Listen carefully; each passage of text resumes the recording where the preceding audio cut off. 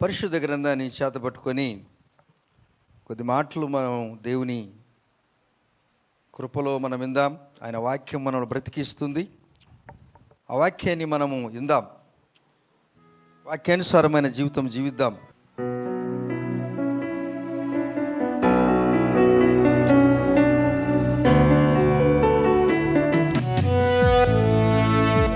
దేవా స్తోత్రాలు.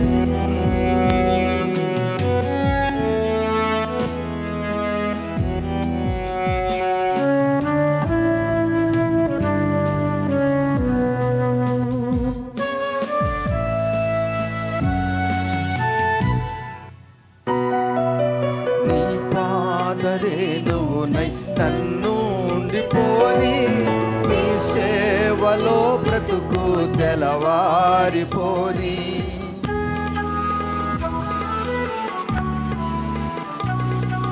నీ పాదరే నువ్వునై నన్ను ఉండిపోని నీ సేవలో బ్రతుకు తెలవారిపోని. నీ మాట నా నోట జనులంత వినని, నీ మాట నా నోట జనులంత వినని. సువార్తతో నన్ను కలవరమే గనని, సువార్తతో నన్ను కలవరమే గనని.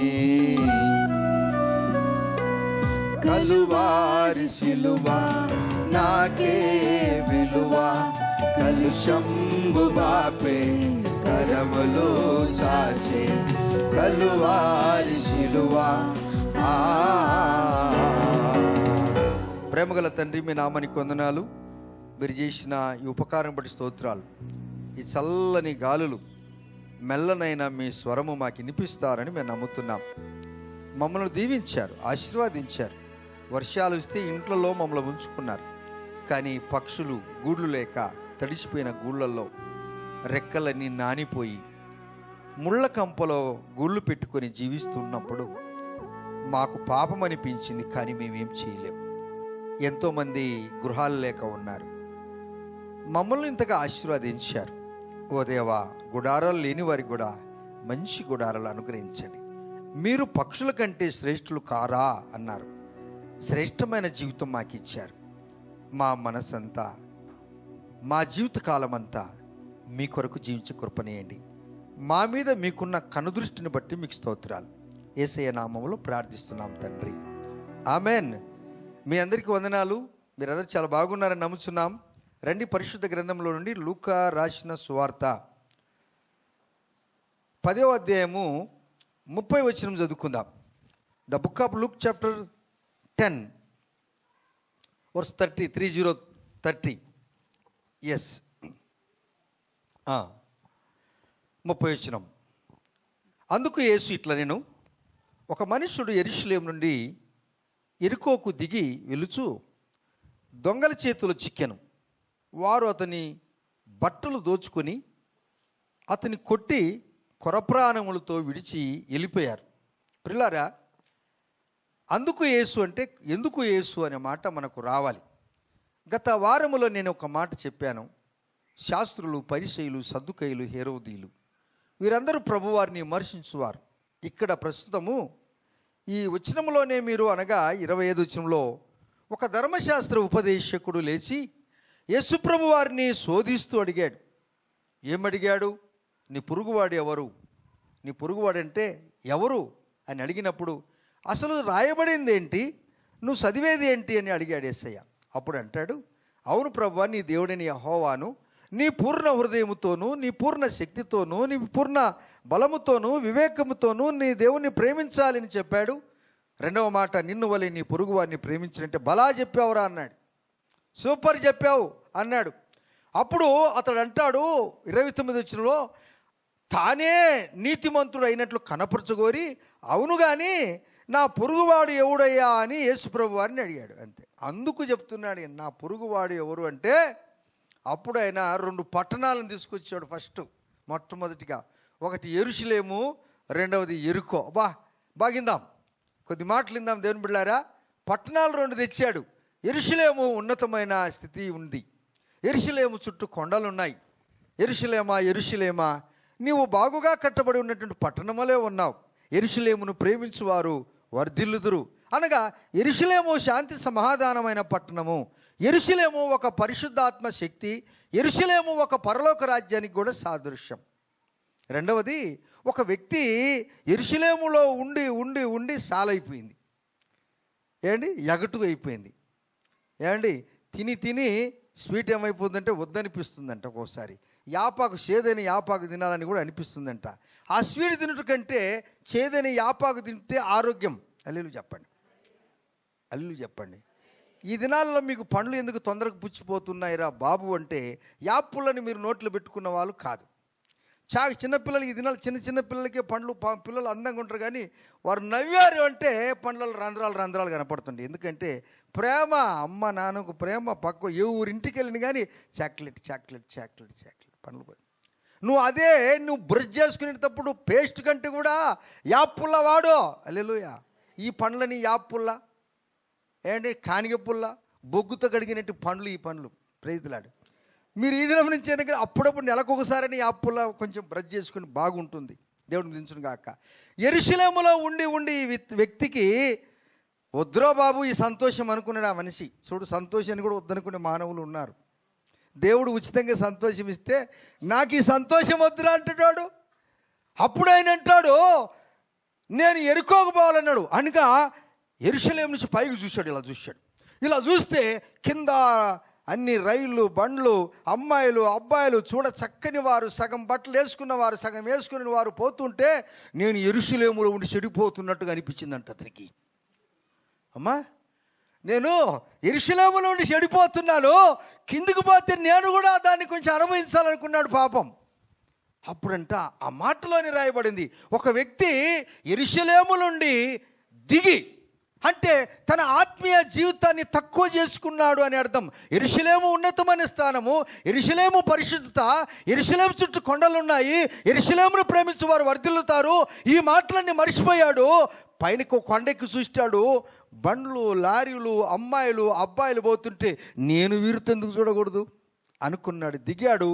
దిగిన దిగటము ఎవరు చెప్పారో ఏమో కానీ వాడు దిగుతున్నాడని దొంగలకు తెలిసింది. మనకు తెలియదు కానీ దొంగలకు తెలిసింది. మీ ఇంట్లో బంగారం ఉండేది అప్పుడప్పుడు మీరైనా మర్చిపోతారు, కానీ మీరు ఎక్కడ పెట్టుకున్నారో ఆ దొంగలకు తెలుస్తుంటుంది. హల్లెలూయా చెప్పండి. దొంగ ఇంటికి వచ్చే మీరు ఇరిసిన బట్టలు తీసుకుపోడు, కొత్త చెప్పులు తీసుకుపోడు, కోట్లు తీసుకుపోడు, ఇంట్లో విలువైన వస్తువు దగ్గరే అతను చేయబెడతాడు. అది ఏందో మనకు అర్థం కాదు. ఎప్పుడైతే ఈ మనిషి దిగాడో దొంగలు వచ్చారు. అంటే ఎంతమంది వచ్చారో తెలియదు, కానీ ఎక్కువ మంది వచ్చారు. ఒక్కరిని పట్టుకున్నారు. పట్టుకోవడం ఎవడు జోబులలో చేయబెట్టలేదు, మెల్ల దోసులేదు, ఎక్కడ చూడలేదు. వీడు వేసుకున్న బట్టలను గబ ఇడుచుకొని వెళ్ళిపోయినారు. అబ్బా ఇప్పుడు నీకు బట్టలన్నీ ఇడుచుకొని పోయినారు. ఇట్లాంటి దొంగలు ఎక్కడైనా మీరు చూశారా? ఏనబ్బా, తమిళనాడు చూశారు ఎక్కడన్నా? చెప్పరు మీరు. దొంగలు వచ్చి ఏదో కొట్టివాడిని దగ్గర ఏదో ఉంటే తీసుకెళ్తారు, కానీ మొబైల్ లాక్కుని పోతారు, కానీ డబ్బులు తీసుకుని పోతారు, కానీ బట్టలు దొంగిలించుకోకపోయినా దొంగోడు ఇంకా పుట్టలేదేమో, కానీ బైబిల్ ఉన్నాడు ఆ మనిషి అన్నట్టు. ఈ దొంగకు ఈ బట్టల మీద ఎందుకు ఇంత ఆకర్షణీయం? మొత్తానికి కొట్టారు, అతన్ని రోడ్డు మీద వేశారు, అతను తనకలాడుతూ ఉన్నాడు. మొత్తం అతనికి ఆ రోడ్డు ICU అయింది, ఇంటెన్సివ్ ఏమంటుంది కేర్ యూనిట్ అక్కడ అయిపోయింది. అక్కడ అతన్ని పెట్టారు. మీరందరూ కూడా ఈ అబ్బాయి కొరకు ప్రార్థన చేయాలి. ఆమెన్. ఈ అబ్బాయి కొరకు ఏం చేయాలి? బట్టలు లేవు, ఎట్లుంటాడు అప్పుడు? బట్టలు లేని యవనస్తుడు అడుగుపుడు రోడ్డు మీద ఎట్లుంటాడు మీరు చెప్పండి, ఒకసారి ఊహించుకోండి. ఏం చెప్పరు మీరు నాకు? బట్టలు లేకుండా ఉన్నాడా, తనకలాడుతున్నాడు. ఈ అబ్బాయి కోసం మనం ప్రార్థన చేయాలి. ఏ అబ్బాయో ఏ అమ్మాయో మనకు తెలియదు. అయినా ఈ పరిస్థితి, బట్టలు దొంగిలించుకునే దొంగలు దేశంలో ఉన్నారంటే ఉన్నారండి. ఒకసారి నేను మీకు ఆదికాండం మొదలుకొని ప్రకటన కింద వరకు చూపిస్తాను. అనుకూలపడితే మీరు చదివాలి, సిద్ధంగా ఉండండి. కొంచెం లేట్ అయితే మళ్ళీ నేను చదివేస్తాను. రండి. The book of Genesis chapter 2 verse 25. అప్పుడు ఆదాము అతని భార్యయు వారు ఇద్దరు కూడా దిగంబరులుగా ఉండిరి. చాలు. అయితే వారు సిగ్గు ఎరుగక ఉన్నారు. ఇక్కడ ఆదాము అవ్వ ఇద్దరు కూడా దిగంబరులుగా ఉన్నారు. అయితే వారు సిగ్గు ఎరగక ఉన్నారు. సిగ్గు లేనివారు కాదు. మాటలు తేడా ఉంటుంది. ఎరా నీకు సిగ్గు లేదా అని అంటారా? సిగ్గు ఎరగక ఉన్నారు వాళ్ళు. అంటే ఎందుకు వారు ఎరగక ఉన్నారు అనగా, వారు మహిమావంతమైన వస్త్రాలు ధరించుకుని ఉన్నారు. వారు దేవుని పోలికలో ఉన్నారు. అందువలన వారికి సిగ్గు అనేది తెలియదు. మీకు ఇంకా బాగా అర్థం కావాలంటే, చిన్న పిల్లలు ఉంటారు. చిన్న పిల్లలు, వారికి ఏం తెలుసండి? చిన్న పిల్లల గారి మనసు దేవుని మనసు అంట. చిన్నపిల్లగారి మనసు అవుతుందండి, దేవుని మనసు అంట. ఆ చిన్న పిల్లల యొక్క స్వభావం ఆదాము వాళ్ళకు ఉన్నదండి. దేవుని బిళ్ళారా, వారికి కూడా బట్టలు లేవు. ఇప్పుడు ఈ వ్యక్తి కూడా బట్టలు లేవు. ఇక్కడ ఏదో ఒక రహస్యం పెట్టాడు యేసు ప్రభు వారు. అదేంటి అనగా, నేను బాగా క్లియర్గా చెప్తాను. బాగా ఏంటంటే దేవుని బిడ్డారా, వీరు పరిశుద్ధాత్మతో నింపబడి ఉన్నారు కనుక ఆ సందర్భంలో వారు సిగ్గు ఎరగని వారుగా ఉన్నారు, తెలియని వారుగా ఉన్నారు. ఇంకా మీకు కొంచెము అర్థం కావాలంటే ఒక చిన్న, మీకు కొంచెం నవ్వు వచ్చినట్టుంటుంది కానీ ఇది వాస్తవం. ఒక ఆయన ట్రైన్ వెళ్తూ ఉంటే భార్య పిల్లలను గబగబా తీసుకొని లోపలికి ఎక్కాడంట. టికెట్ తీసుకోలేదంట. టీటీ గారు వచ్చారు, మీ అందరికీ టికెట్ ఇవ్వాల్సి ఉంది అన్నాడు ఆయన. వాయమ్మ, అందరం టికెట్ ఇవ్వాలన్నా? చిన్నపిల్లోడు ఉన్నాడు, పెద్దోడు ఉన్నాడు అంటే అందరు చూసుకున్నారు. నువ్వు ఇవ్వాల్సిందే, టికెట్ కట్టాల్సిందే, లేకపోతే పనిష్మెంట్ ఇస్తాను, ఫైన్ వేస్తాను అన్నాడు ఆయన. అప్పుడు ఆయన టీటీ దగ్గరికి వెళ్ళి, ఎంత కట్టాలంటే చెప్తాను అన్నాడు. ఎంత కట్టాలా? టికెట్ టికెట్ అంటే ఆయన ఒకటేసారి అన్నాడు, రే నువ్వు నన్ను ఇసుకించవద్దు. ఫుల్ ప్యాంట్ వేసుకున్న వానికి ఫుల్ ఛార్జీ, ఫుల్ టికెట్. హాఫ్ ప్యాంట్ వేసుకున్నాడు, హాఫ్ ఛార్జీ, half ticket. No pant no ticket అన్నాడు. మీకు అర్థమైందా? ఒకవేళ ఎవరైనా చిన్నపిల్లలు అంటే వాళ్ళకు లేదు, full pant full ticket, half pant half ticket, no pant ఏం చెప్పరు? ఆదాము వాళ్ళ జీవితము నో ప్యాంటు నో టికెట్. ఎప్పుడు? ఏదేని వనములైనటువంటి అద్భుతమైనటువంటి వాతావరణం, పరిశుద్ధంగా జీవించినప్పుడు. ఇక్కడ మనం 2వ అధ్యాయం 25వ వచనంలో చూసినప్పుడు వారు సిగ్గు ఎరగక ఉన్నారు, సిగ్గు లేనివారుగా కాదు. అయితే 3వ అధ్యాయం 9వ వచనంలో అంటున్నాడు, ఇప్పుడు వీరు అంటున్నారు, ఎలా ఉన్నాడు? ఆదాము నువ్వు ఎక్కడ ఉన్నావు అని పిలిస్తే ఆయన అంటాడు, నీ స్వరము విన్నప్పుడు నేను దిగంబరిగా ఉన్నాను. ఇప్పుడు ఇతనికి సిగ్గు వచ్చింది. అప్పుడు సిగ్గు ఎరగలేదు, ఇప్పుడు సిగ్గు వచ్చింది. ఇప్పుడు పెద్దవాడవయ్యావు నీవు. నేను మనం ధరించుకున్నటువంటి ఈ వస్త్రాల కంటే నువ్వు తండ్రి కుమార పరిశుద్ధాత్మ నామములో బాప్తిసం తీసుకున్నావు కదూ, ఆ యొక్క పెళ్ళి వస్త్రాలు చాలా ప్రాముఖ్యమైనవి. ఈ వస్త్రాలు ఎవరైనా దొంగిలించుకోవచ్చునేమో, కానీ అపవాది అనేవాడు ఈ వస్త్రాల మీద కాదు అతనికి ఉన్నటువంటి గురి. నువ్వు తండ్రి కుమార పరిశుద్ధాత్మ నామములో బాప్తిసం తీసుకున్నావు కదా, అది పెళ్ళి వస్త్రం. ఇప్పుడే మనం ఒక పాట విన్నాం, నీవు వరుడుగా విచ్చేయు ఎలా, నా తలంపుల పంట అంత పండిపోయిందయ్యా. నేను వధువుగా నిన్ను ఎదుర్కొన్నప్పుడు నా జీవితమే పండగైపోయింది. దేవుని బిడ్డలారా, ఇప్పుడు నీకు తండ్రి కుమార పరిశుద్ధాత్మ నామములు ఎవరైతే బాప్తిసం తీసుకొని అనుదినము బల్లలో ఉంటున్నారో, అనుదినము రెట్టెలో ఉంటున్నారో, అనుదినము దేవుని యొక్క వాక్యములో ఆనందిస్తుంటున్నారో, జాగ్రత్త, దొంగలు ఉన్నారు. నీ ఆత్మీయమైనటువంటి వస్త్రాలు ఉలుసుకోవటానికి సిద్ధంగా ఉన్నారు. అతడు సిగ్గు ఎరగక ఉన్నాడు, దేవునిలో ఉన్నాడు, దేవునికి దూరమైపోయాడు. ఆయన దేవుని మాట వినక తన యొక్క సొంత జ్ఞానాన్ని వినియోగించుకొని దేవునికి దూరమైపోయి బట్టలు లేని దిగంబరిగా మార్చబడ్డాడు. నీవు బట్టలు లేనివాడు అని నీకు ఎవడు చెప్పాడురా? చెప్పినోడు ఒకడు. అనాది కాలములో నుండే ఈ మానవుడు సిగ్గు వచ్చిన తర్వాత, మెచ్యూరిటీ అయిన తర్వాత, పరిపక్వుడైపోయిన తర్వాత మానము చూడాలని ఇష్టపడుతున్నాడు. ఈ దినాలలో ఈ మొబైల్ అన్నీ చేతికి వచ్చేసాయి. ఎక్కడైనా చిన్న చిన్న పిల్లలను చూడండి, ఎక్కడైనా 4-5 కలిసి ఒకటి ఆన్ చేసి అక్కడే కూర్చుంటారు. వారు ఏం చూస్తున్నారా బాబు అంటే అందరు కాదు, కొందరు వారు ఈ లోకంలో ఉన్నటువంటి నీలి చిత్రాలు చూస్తూ ఒకటి దేవునికి అవమానము, చిన్న వయసులోని వారి జీవితాన్ని వారు నాశనము చేసుకుంటుంటున్నారు. చూశావా, ఒక వ్యక్తి దిగంబరి అయి దారిలో ఉన్నాడంటే అతని రక్షణ వస్త్రాలు కోల్పోయాడు. ఆత్మీయులుగా ఉన్న మీరు కూడా ఎవరైనా, ఈ వస్త్రాల గురించి నేను మాట్లాడలేదు, నీ స్తోమతను బట్టి నువ్వు ఎంత కాస్ట్లీ అయిన వస్త్రాలు ధరించుకుంటావు, కానీ నీ ఆధ్యాత్మిక జీవితంలో నువ్వు బట్టలు ఉన్నట్టుగానే కనపడుతున్నావు, కానీ నీవే కానీ దేవుని దృష్టిలో నీవు దిగంబరిగా ఉన్నట్లయితే జీవితాన్ని సరిచేసుకునే సమయం ఇది. ఆ మాత్రమే కాకుండా నోవహు అనేట ఆయన ఉన్నాడు, ఆయన పేరు నెమ్మది. నోవహు అనగా ఆయన కూడా యేసు ప్రభు వారితో నడిచాడు. భూమి మీద కృప పొందిన వాడు, ఘనమైన వాడు. 120 సంవత్సరాలు సువార్త చేశాడు, కష్టపడ్డాడు, కానీ ఫలితం రాలేదు. తన భార్య పిల్లలు మాత్రమే రక్షించుకున్నాడు. 8 మంది కొరకు దేవుడు ఒక పడవ ఓడగట్టించాడు. ఆ 8 మందిని సంవత్సరం 10 రోజులు ఎయిర్ కండిషన్లో పెట్టాడు. మిగతా వాళ్ళంతా చచ్చిపోయారు. అయితే మీరు చూసినప్పుడు 9వ అధ్యాయం 21వ వచనం చదవండి. జెనెసిస్ చాప్టర్ 9 వర్స్ 21 చదవండి. పిమ్మట ద్రాక్షారసము త్రాగి మత్తుడై తన గుడారములో ఎలా ఉన్నాడండి? ఎలాగున్నాడండి? వస్త్రహీనుడిగా, దిగంబరిగా ఉన్నాడు. చూసావా, నువ్వు యెరూషలేములో ఉన్నటువంటి ఆ యొక్క ఘనత, ఆ డిగ్నిఫై, ఆ యొక్క ఉన్నతమైన స్థితిని ఒక వ్యక్తి కోల్పోతే వస్త్రహీనుడుగా కనపడుతున్నాడు, వస్త్రహీనుడుగా కనపడుచు ఉన్నాడు.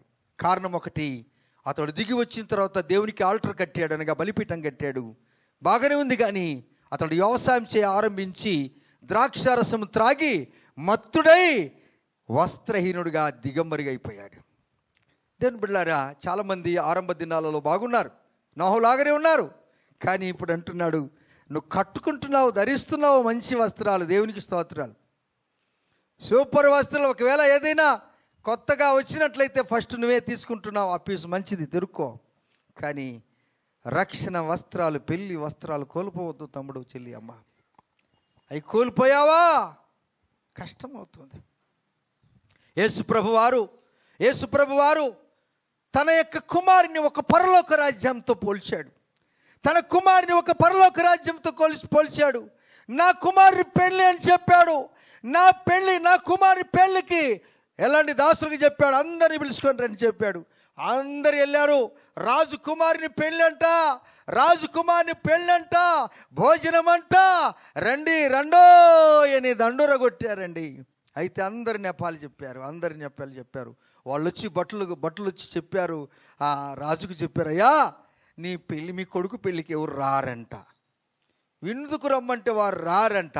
అప్పుడు ఆయన కోపం వచ్చి, నువ్వు ఇప్పుడు రాజవీధులలోకి వెళ్ళు, పిలుసు, కుంటివారిని, గుడ్డివారిని, ఊచకాల చేతులు గల వారిని అందరినీ పిలుచుకొని రా అన్నాడు. పిలిస్తే వీళ్ళందరూ వచ్చేసారు. నెపాలు చెప్పిన వాళ్ళు రాలేదు, అందరూ వచ్చేసారు. ఉన్నట్టుండి రాజు ఒక్కసారి ఆ విందు హాలుకి వెళ్ళి చూడాలనుకున్నాడు. Hallelujah, praise the Lord. The book of Matthew chapter 22, the book of Matthew chapter 22 11 నుంచి చదవండి. ఎస్, రాజు కూర్చున్న వారిని చూడ లోపలికి వచ్చి అక్కడ పెళ్లి వస్త్రమును ధరించుకొనని ఒకరిని చూచి, స్నేహితుడా, పెళ్లి వస్త్రం లేకుండా, వింటున్నారా, పెళ్లి వస్త్రం లేకుండా నువ్వు అసలు భోజనానికి ఎట్లొచ్చావు? ఇప్పుడు 7 ఏండ్లు మనకు విందు కాబోతుంది మధ్యాకాశంలో. ఈ వస్త్రాలన్నీ కూడా ఈ సిమటలు కొడతాయి, ఇవన్నీ మట్టి అయిపోతుంది. 7 సంవత్సరాలు విందు అంటే మామూలు మాట. ఒక్కరోజు పెళ్లికి ఉభయుల తల్లిదండ్రులు ఎంత కష్టపడాలి, ఎంత డబ్బు కావాలి. 7 ఏండ్లు వివాహం జరగబోతుంది మనకు పెళ్లి విందులో. ఇక మనము ఈ పెళ్లి వస్త్రాలని ఎలా దాచుకోవాలో గుర్తుపెట్టుకోండి. ఏమి స్నేహితుడా, పడుచువాడా, నీకు భోజనానికి వచ్చావు మంచిదే, కానీ దిగంబరికి వచ్చావు రాను అన్నాడు. ఏమన్నాడండి చెప్పండి? దివ్యంగా వచ్చావురా నువ్వు అన్నాడు. అప్పుడు ఎందుకు వచ్చావంటే చెప్పని చేతగాక తలకాయ ఉంచుకున్నాడు. చూడండి, ఉందే ఆ మాట. చదవమ్మా, మైకులు చదవండి ప్లీజ్. రీడ్ ఇన్ మైకులు చదవాలా త్వరగా. ఆమా, ఎస్. 22వ అధ్యాయం 11 నుంచి ఇప్పుడు 12 వచ్చిన చదవమ్మా. స్నేహితుడా, పెళ్లి వస్త్రము లేకుండా నువ్వు ఇక్కడికి ఎలా వచ్చావు అని అడుగగా వాడు మౌని అయి ఉండెను. అంతటా రాజు వీని కాళ్ళు చేతులు కట్టి. వింటున్నారా? ఎక్కడ స్టార్ట్ అయింది బండి? యెరూషలేములో స్టార్ట్ అయింది. పరలోక రాజ్యంలో ఉండవలసిన నీవు నేను మనం పరలోక రాజ్యానికి వెళ్ళబోతున్నాము గనుక అన్ని వస్త్రాల కంటే పెళ్లి వస్త్రము శ్రేష్టమైంది. హల్లెలూయా. రేపు రాజు వస్తున్నాడో రారాజు రారాజు ఆయన వస్తాడు. ఎంతమంది వచ్చారు పెళ్ళికి? నా కొడుకు పెళ్ళికి ఎంతమంది వచ్చారో చూడటానికి వస్తే అందరున్నారంట. కుంటివాడు, గుడ్డివాడు, ఊచకాల చేతులు గలవారు, దిక్కుదశ లేనివారు అందరూ పెళ్లి వస్త్రాలు ధరించుకొని వస్తే ఆయన మనస్సు వస్త్రాలు లేని దగ్గరికి వచ్చి, నువ్వు పెళ్లి వస్త్రాలు లేకుండా ఎక్కడికి ఎందుకు వచ్చావంటే, తల ఉంచుకున్నప్పుడు రాజు ఆజ్ఞయిస్తున్నాడు. బంట్లను పిలిచాడు, తన యొక్క సైనికులను పిలిచాడు, రండి ఈయన కాళ్ళు చేతులు కట్టి. చదవమా. విని కాళ్ళు చేతులు కట్టి వెలుపటి చీకటిలోనికి త్రోసివేయుడి. అక్కడ ఏడ్పును పండ్లు కొరుకుటయు ఉండునని పరిచారకులతో చెప్పాను. చాలు ప్రియులారా, ఎటువంటి బీభోత్సవం ఇది! యెరూషలేములో ఉన్న వ్యక్తి ఎలా ఉన్నాడు? దిగి వచ్చినాడు, తన యొక్క ఎత్తు తగ్గిపోయింది. అతడు దిగాడంటే తన ఆధ్యాత్మిక జీవితం ఎత్తు తగ్గిపోయింది, ఆధ్యాత్మిక జీవిత బరువు తక్కువైంది. ఎప్పుడైతే నీకు ఆధ్యాత్మిక జీవితం యొక్క బరువు ఎత్తు తగ్గిపోతుందో నీకు లోపల ఎప్పుడు ఏదో ఒక చీకటి శక్తులు ఆందోళన కలగజేస్తుంటాయి. నీ కుటుంబంలో నెమ్మది ఉండదు. వ్యక్తిగతంగా నీకు తరచుగా కోపం వచ్చేస్తుంది. ఎవరైనా ఒక పాజిటివ్ మాట అంటే దాన్ని నువ్వు నెగటివ్గా ఆలోచన చేస్తావు. నా మాటలు ఎంతమందికి అర్థమవుతున్నాయి? ఇది బైబిల్ మాట, నా సొంత మాటలు కాదు. నేను చెప్పే మాటలు కనుక బైబిల్లో లేకపోతే మీరు నన్ను అడగండి, ఎప్పుడైనా కానీ స్వాగతిస్తాను. నాకు అర్థం కానివి నేను కూడా ఎవరు తెలుసుకుంటా, నాకు అన్నీ తెలియదు. ఇప్పుడు ఈయన కాళ్ళు చేతులు కట్టి ఎక్కడికి వెళ్ళా? అసలు క్రైస్తవ యొక్క నిరీక్షణ ఏంటి? క్రైస్తవ యొక్క జీవన శైలి ఏంటి? క్రైస్తవుని యొక్క భావజాలం ఏంటి?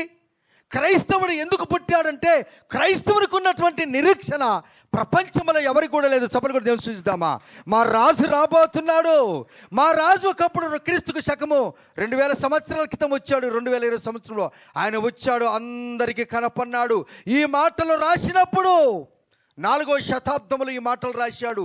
క్రీస్తుకు శకము చనిపోయిన తర్వాత 33వ సంవత్సరంలో లూకా భక్తుడు అద్భుతంగా రాశాడండి ఈ మాటలు. దేవుని రాజ్యాన్ని గురించి రాసిన మాటలు ఏంటనగా, మీరు ఎవరే కానీ మంచి వస్త్రాలు ధరించుకున్నారు, కానీ అది మీ దృష్టికి బాగా కనపడుతుంది.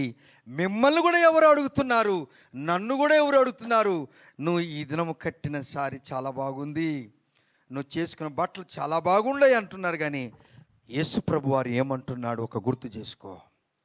ఈ దేహాన్ని కప్పుకోవటానికి ఈ యొక్క బట్టలు అవసరమే, కానీ ఇంతకంటే శ్రేష్టమైనది ఒకటి ఉంది, పెళ్లి వస్త్రం. చప్పట్లు కొడదామా? పెళ్లి వస్త్రం బ్రదర్, పెళ్లి వస్త్రం సిస్టర్. ఆ వస్త్రం కనుక లేకపోతే ఎన్ని ఏండ్లుగా నువ్వు క్రైస్తవుడుగా ఉంటే ఏం ప్రయోజనం? ఇప్పుడు వాక్యంలోనికి వద్దాం రండి. నేరుగా ఇప్పుడు లూకా సువార్త 10వ అధ్యాయము. ఎట్లా మీరు ప్రార్థన చేశారు? మీరు ప్రార్థన చేసిన మటుకు ఈ కుమారుడు రక్షణ పొందడానికి సిద్ధంగా ఉన్నాడు. ఇప్పుడు 10వ అధ్యాయం 31వ వచనంలో అతని కొరప్రాణములతో అక్కడ ఇడిచిపోయారు దొంగలు. అప్పుడు ఒక యాజకుడు ఆ త్రోవను పోవుట తటస్థించెను. అతను చూచి పక్కగా వెళ్ళిపోయాడు. హల్లెలూయా. ఇప్పుడు పాఠం అర్థమవుతుందా? ఎక్కడి నుంచి ఆడికి వచ్చామో మరలా ఇక్కడికి వచ్చాం. యెరూషలేము నుండి దిగిపోయిన వ్యక్తి దగ్గరికి వచ్చాము. వాడు తనకలాడుతున్నాడు, మొత్తానికి బతికిపోయాడు. ఎందుకంటే మీరు అందరూ ప్రార్థన చేశారు. Praise the Lord. మనమందరం కూడా ఇప్పుడు ప్రార్థన చేయాలి. ఎవరు? దిగిపోయిన వారి కొరకు ప్రార్థన చేయాలి. ఆమేన్. వైద్యులు ఎవరి కోసం అండి? వైద్యులు. అమ్మ ఎవరి కోసం? వైద్యులు చెప్పమ్మా. అంతేనా? ఆరోగ్యవంతులు కదా, ఎవరైనా ఆరోగ్యవంతుడు డాక్టర్ దగ్గరికి పోతారు. అసలు ఎవరైనా డాక్టర్ కాడికి పోవాలని కోరుకుంటారా? అసలు ఎవరైనా ట్యాబ్లెట్ తినాలని ఇష్టపడతారా? కానీ తినవలసి వస్తుంది, పోవలసి వస్తుంది. హల్లెలూయా చెప్పండి. ఎవరైనా కోరుకుంటారా? వైద్యుల దగ్గరికే పోకూడదు, ప్రభువా నన్ను అట్లా ప్రార్థన చేయి ప్రభు అనుకుంటావు, మంచిది, అలాగనే ఉండు, వాళ్ళు కూడా నిన్ను ఆహ్వానించరు రండి అని చెప్పి. కానీ నీకు బలహీనత ఉంది కనుక, అందుకే ప్రభు అయిన యేసుక్రీస్తు వారు రోగికి వైద్యుడు ఎంత అవసరమో, రోగికి వైద్యుడు ఎంత అవసరమో, పాపికి పరిశుద్ధుడు అవసరమో, పాపికి పరిశుద్ధుడు అవసరమో. ఎందుకనగా దిగంబరిగా ఉన్న నీ వస్త్రాలను ఆయన తిరిగి నీకు పెళ్లి వస్త్రాలుగా నిన్ను మార్చి 7 ఏండ్ల పరిపాలనలో, ఆయన 1000 ఏండ్ల పరిపాలన కంటే ముందు 7 ఏండ్ల ఆ యొక్క విందులో నువ్వు ఉండాలంటే దేవుడిని సిద్ధపాటు చేయటానికి అతడు పడి ఉన్న చోటికి ఒక వ్యక్తి వచ్చాడు. ఆయన ఎవరంట, ఆయన పేరు యాజకుడు, ప్రీస్ట్ వచ్చాడు. ఆ ప్రీస్ట్ వచ్చి ఏం చేశాడు, పక్కగా వెళ్ళిపోయాడంట. ఏండి, ఈ బోధించే ఈ ప్రీస్టు అక్కడ ఏం చేశాడంట, చూసి ನನకేం సంబంధం లేదప్పా, మేమేదో బోధించే వారిమి, వీరిని ఎవడు పట్టించుకుంటాడు, సావు నీ అగసట్లు నువ్వు బాడని ఆయన బండ్లో ఆయన వెళ్ళిపోయిందంట. ఇప్పుడు ఆయన తనకలాడుతున్నాడు, ఎవరు ఏం పేరు నాకు తెలియదు, ఎవరు పోరో నాకు తెలియదు, ఒకవేళ ఎవరైనా పేరు చెప్పారంటే మీరు నన్ను కొడతారు. అల్లు చెప్పండి,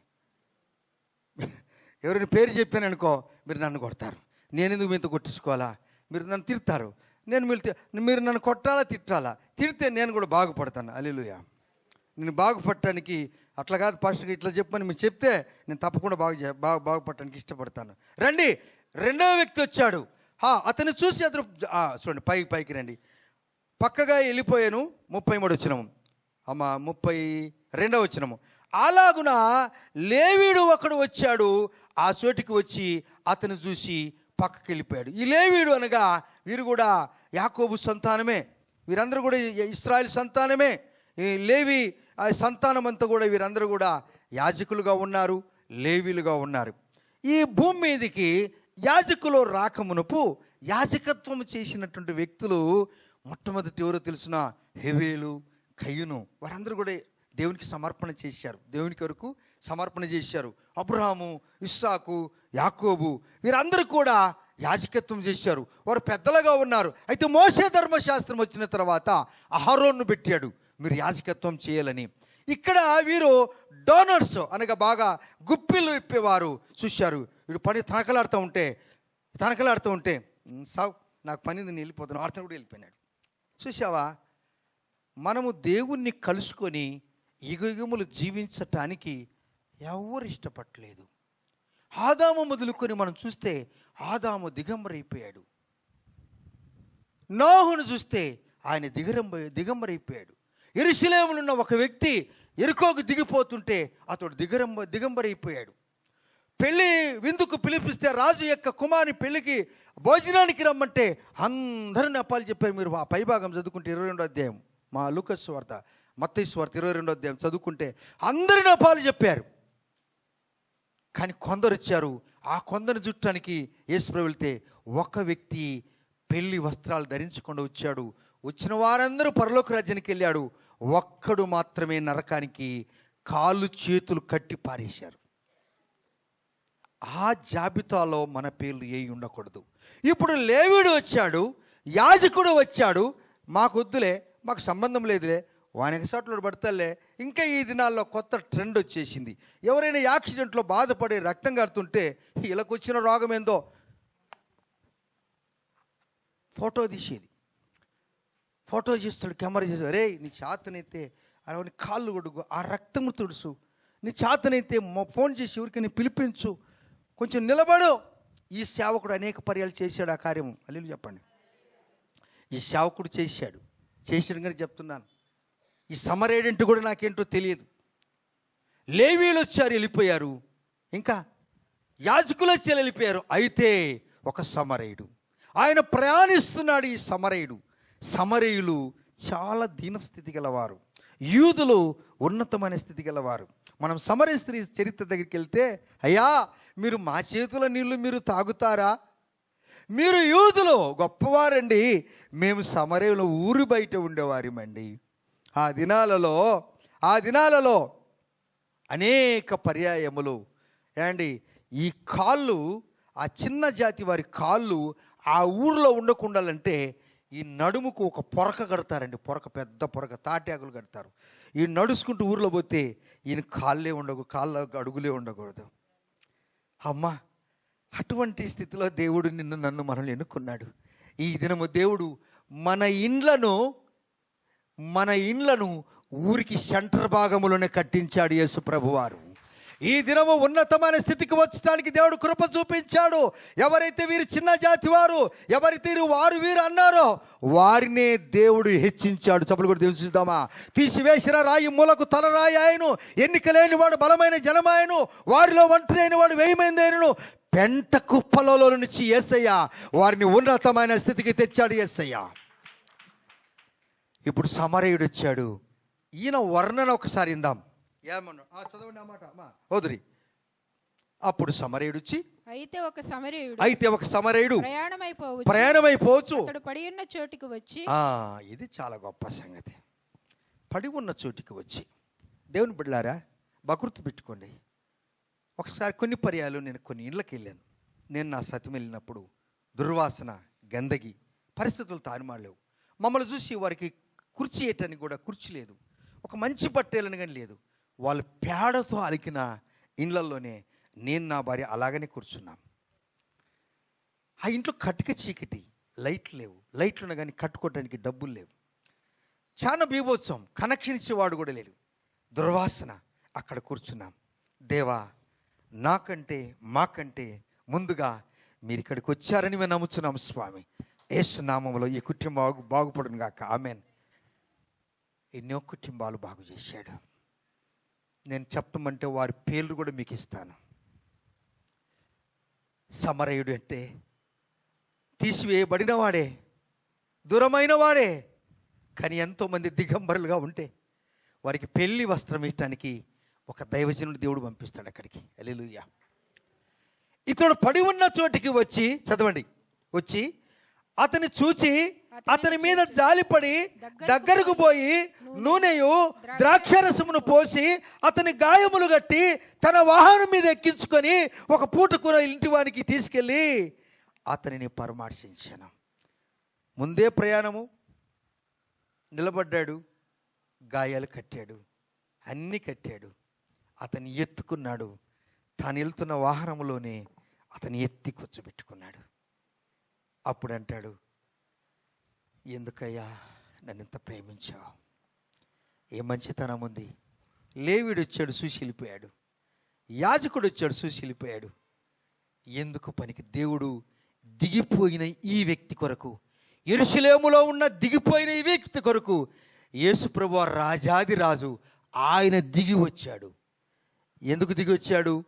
ఈయన దిగంబరత్వమును చూసి, నా దిగంబరత్వమును చూసి, మీ దిగంబరత్వమును చూసి, నీకు పట్టు వస్త్రాలు ఇవ్వటానికి కాదు, కోట్లు బూట్లు ఇవ్వటానికి కాదు, పెళ్లి వస్త్రాలు ఇచ్చటానికి ఆయన ఇష్టపడ్డాడు.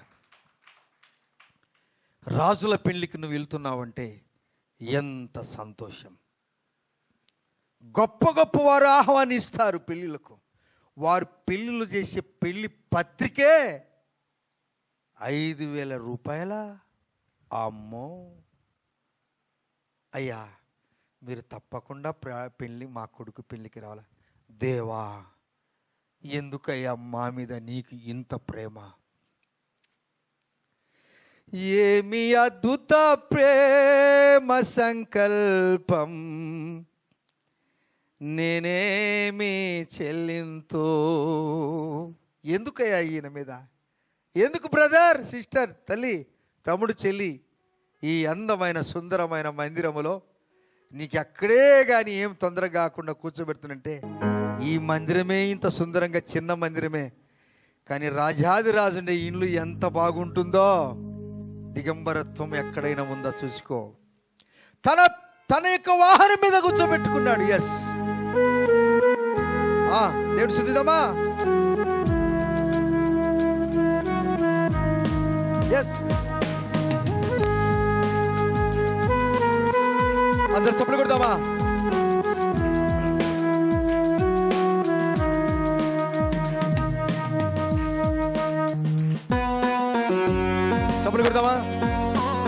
కొట్టారు. అమ్మా తమ్ముడు చెల్లి చప్పట్లు కొడదాం.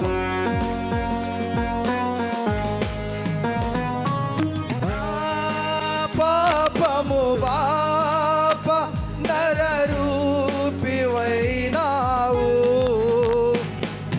నా శాపము బాప నలిగి వ్రేలాడితివి.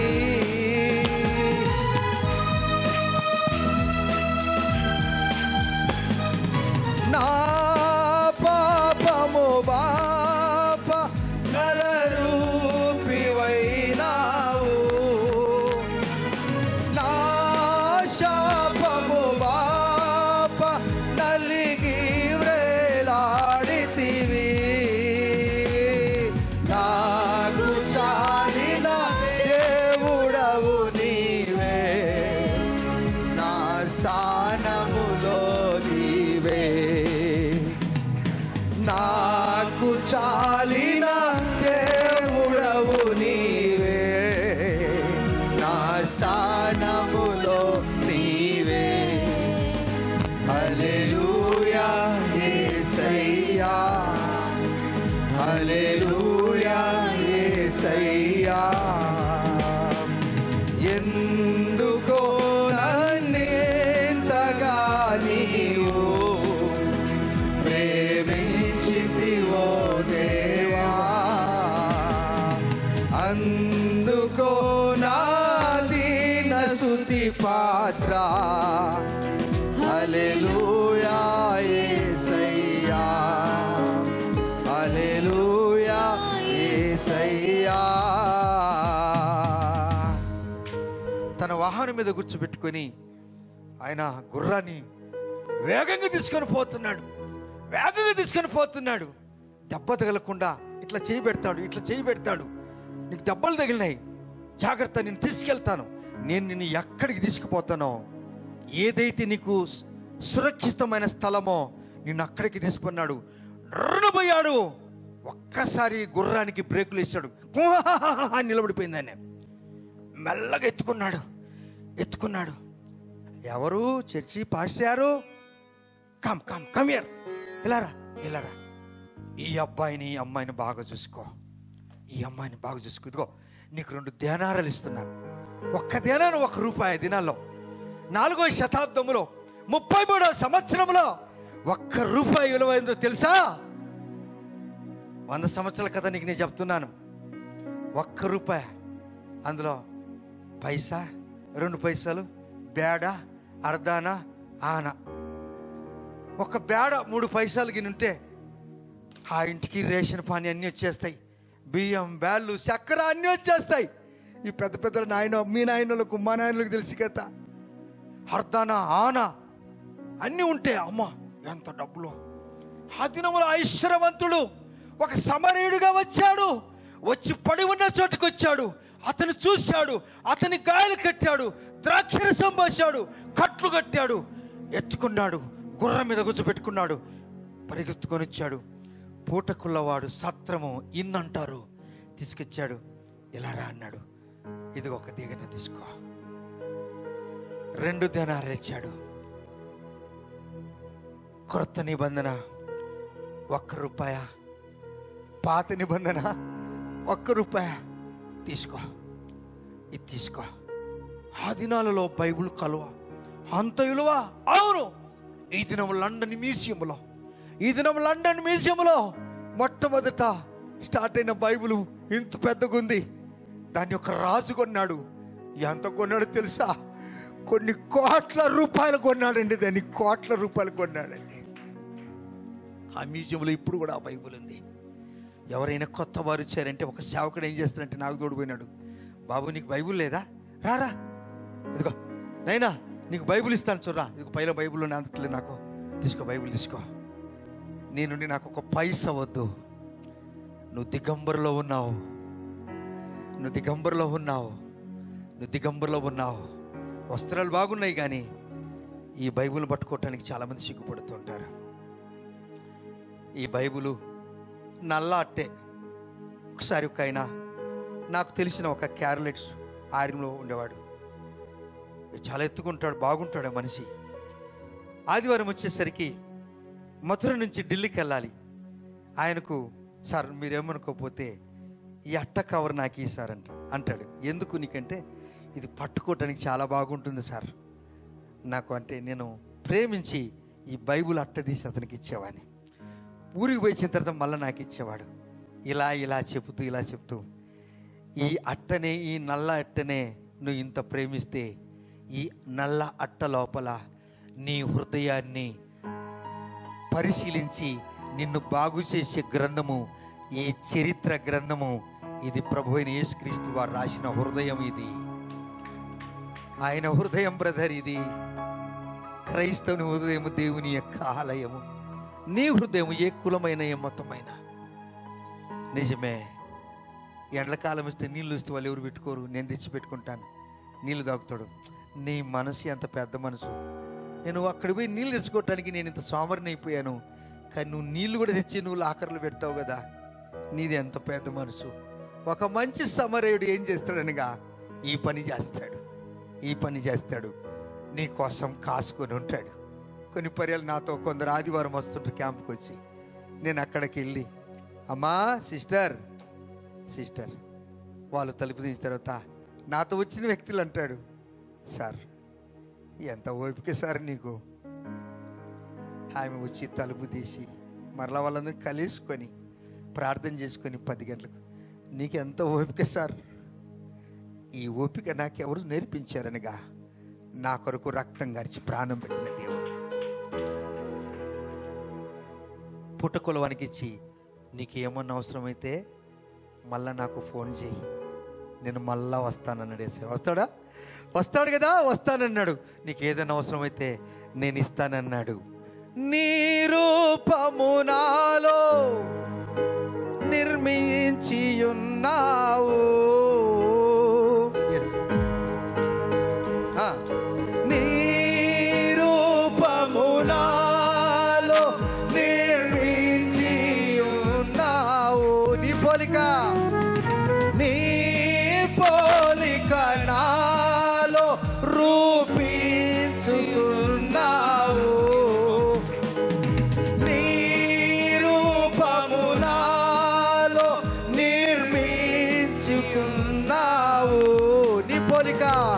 నీ పోలిక నాలో నిర్మించి ఉన్నావు. ఏమి అద్భుత ప్రేమ సంకల్పమయా, నేనేమి చెల్లితో. ఏమి అద్భుత ప్రేమ సంకల్పం, నేనేమి చెల్లితో.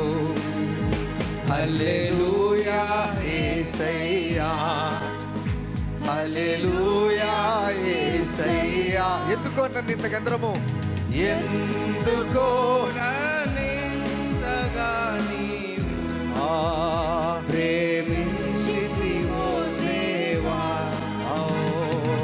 అందుకో నా దీన స్తుతి పాత్ర. హల్లెలూయా యేసయ్యా. అందరం మోకరిద్దాం. హల్లెలూయా యేసయ్యా. ఎందుకో నన్నింతగా, ఎందుకో ಎಲ್ಲರೂ ಮೊಣಕಾಲುನಿ. Let us kneel down. ప్రేమించితివో దేవా, అందుకో నా దీన స్తుతి పాత్ర. హల్లెలూయా యేసయ్యా, హల్లెలూయా యేసయ్యా. పడిపోయిన నీ దిగంబరత్వాన్ని చూసి ఎవరు వచ్చారు? నీ వస్త్రాలు, నీ పట్టు చీరలు కాదు వేసే కావాల్సింది. నీ కోటు బూటు కాదు బ్రదర్, దేవునికి నీకు కావాల్సింది నీకు పెళ్లి వస్త్రాలు. ప్రకటన గ్రంథం 16వ వచనములో ఇదిగో ఆయన దొంగ వలె వస్తున్నాడు, నీ పెళ్లి వస్త్రాన్ని దొంగిలించకుండా చూసుకో అంటున్నాడు. 2వ కొరింథీయుల 5వ అధ్యాయము 2వ వచనములో ప్రభు అంటున్నాడు, మనమందరము పెళ్లి వస్త్రాలు ధరించుకుందామంటాడు యేసయ్య.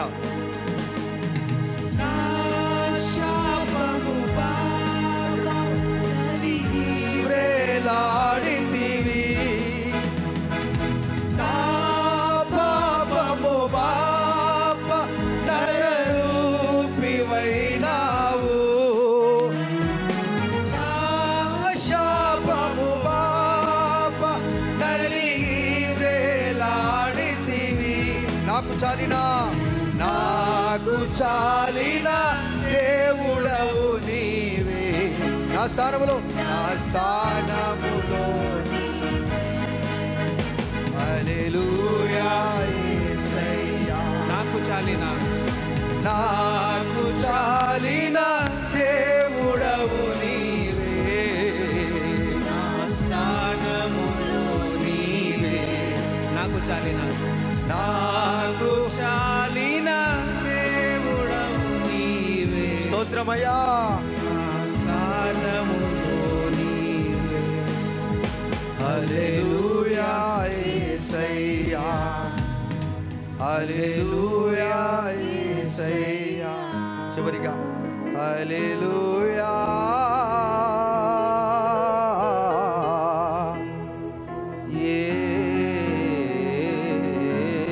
యేసయ్యా. మీరు పశ్చాత్తాపపడండి పెళ్లి వస్త్రాల కొరకు. అపోస్తులు పౌలు 2వ కొరింథీయులకు రాసిన పత్రిక 5వ అధ్యాయము 2వ వచనం నేను చదువుతున్నాను. మనము దిగంబరులము కాక వస్త్రములు ధరించుకున్న వారముగా కనబడుదుము. అదేవిధంగా ప్రకటన గ్రంథం 16వ అధ్యాయం 16వ వచనములో, ఇదిగో నేను దొంగ వలె వచ్చుచున్నాను, తాను దిగంబరుడుగా సంచరించుచున్నందున జనులు తన దిశములను చూతురేమో అని మెలకువగా ఉండి తన వస్త్రములను కాపాడుకున్నవాడు ధన్యుడు. ఆదికాండం మొదలుకొని ప్రకటన గ్రంథం వరకు పెళ్లి వస్త్రాన్ని గురించి మాట్లాడిన దేవుడు కాస్త ఆలస్యమైనప్పటికీ కూడా నీ మనసుతో మాట్లాడాడు. పడిపోయిన నీ స్థితి, ఎవరు వస్తారండి మన దగ్గరికి? మనం పాడైపోవాలని ప్రజలు కోరుకుంటూ ఉంటే బాగుపడాలని యెరూషలేము నుంచి దిగి వచ్చాడు. శపింపబడినటువంటి పట్టణం యెరికోకొచ్చి నిన్ను బాగు చేయుటకు, నన్ను బాగు చేయుటకు తన వాహనం మీదనే కూర్చోబెట్టుకున్నాడు. ఎంత ప్రేమ! పరిగెత్తుకొని పోయాడు. ఒక పూటకుల వారి ఇంటికి వెళ్ళి 2 ధ్యానాలు, 1 ధ్యానారం ఇసుకుంటూ ₹1 కొత్త నిబంధన పాత నిబంధన గ్రంథము చేతికిచ్చి ఇతన్ని పరామర్శించు, నీకు ఏదైనా అవసరమైతే నేను మళ్ళా వస్తాను. అబ్బా, వస్తానన్నవాడు బ్రదర్ సిస్టర్ మళ్ళా వస్తాడు. చప్పలు కొడదామా? yes దేవుడవు నీవే. దేవుడవు నీవే. స్థానములో నీవే. నాకు చాలిన దేవుడవు నీవే. నైనా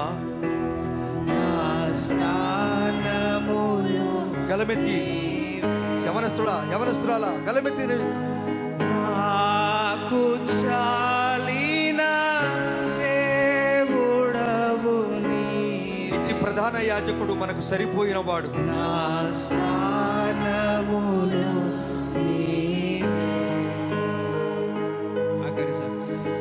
నాకు చాలిన